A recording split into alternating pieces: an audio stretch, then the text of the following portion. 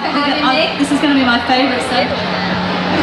Everybody loves manifesting. Actually, we're going to send out some cards, and we're going to do a little drawing at the end. Oh, great. But what I want you to do is take a card and put your name and your email on one side, and that's for the drawing. I also put that on my healing list. But on the other side, you're going to put what you want to manifest right now in your life. What kind of things would you like to manifest? So go ahead. This is my favourite subject as well, manifesting.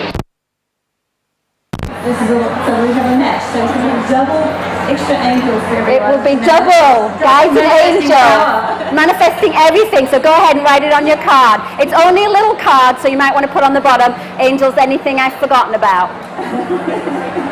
This is all, how many books have you written now?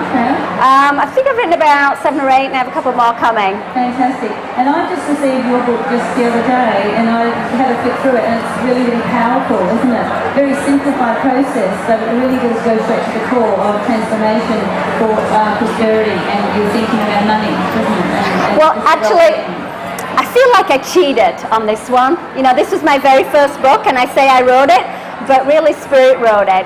They made me write the other ones, but it's a funny little story. You want me to tell that? Yes, please. Okay, so, you know, I was already a medium. I was not born that way. You know, a lot of people are born a little bit weird, right? I had to become weird. So I was about 40 when I woke up and became a medium and started talking with spirits.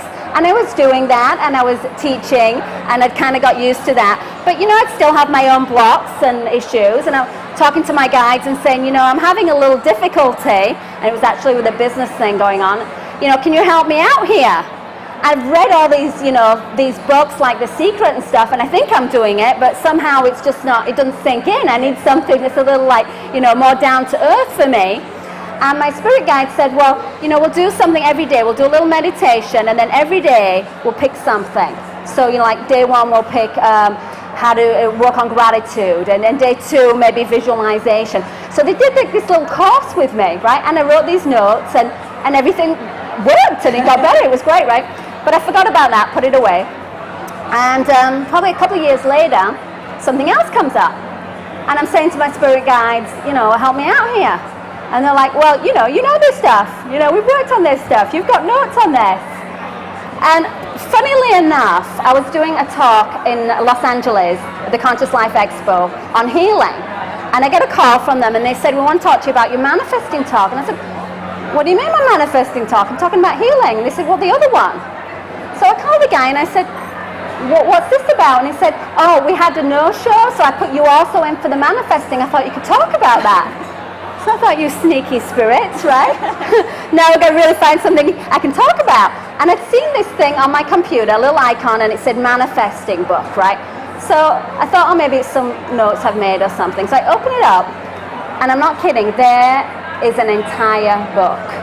It's got half of it about the energy of money, and the other half is this program, and I vaguely recognized it from these notes I made years earlier. But how it got from that onto my computer, I mean, either I'm completely losing my mind or it was channeled. Well, this is it. This is my book, right? So really, I say I wrote it, but really Spirit wrote it. This was a gift from Spirit.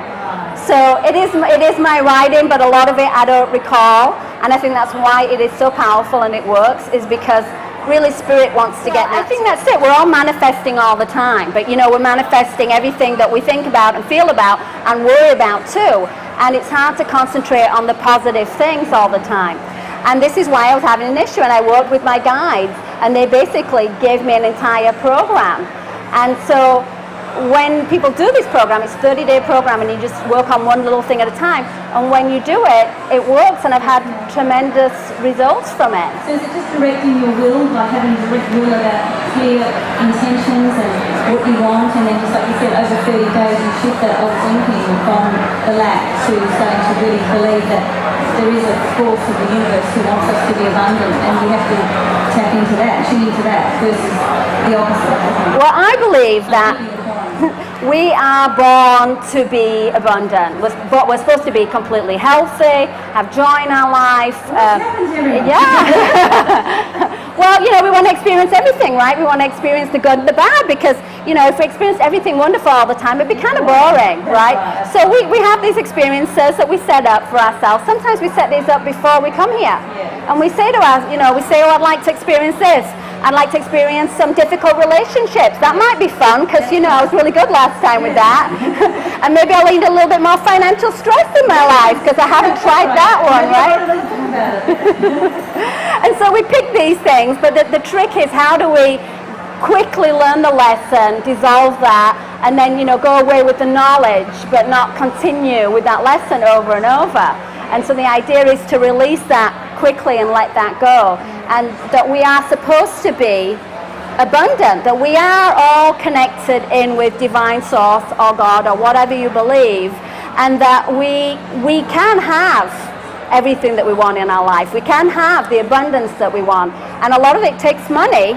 If we want to have a spiritual experience, we want to help people out, we want to, do great things in our life, a lot of it, we need the abundance, and we shouldn't feel guilty about that. A lot, again, it comes back down to our self-worth, our worthiness, and we don't believe that we can have what we want. And how do we, when it's deep-rooted, the deep roots of the belief system, we've had it for 40 years to say that you can't be, do, and have, or you're not worthy of who you are. But how do we shift that? Like, we want, desire, but it's just not happening. We're not moving it. And I see it like a sandbag in a hot air balloon that we visualise, like, the sandbags are there, you've got to get rid of the sandbags. You've got to move the energy. You've got to let go and start transforming those beliefs again and believing in yourself and then moving forward in get your train up in its tracks and moving downstream, isn't it? Well, we have a whole spirit world up there that is just dying to help us. They're just hanging out there completely unemployed saying, you know what, she's banging her head against the wall, I'd really like to help, but I haven't been asked. I haven't been asked. He doesn't feel their spirit guides. He doesn't feel their angels or their intuition. And I just say to people, it's because the doors are closed and you just have to visualise opening the doors, inviting your angels back into your life and asking, please guide me, I'm willing to take responsibility.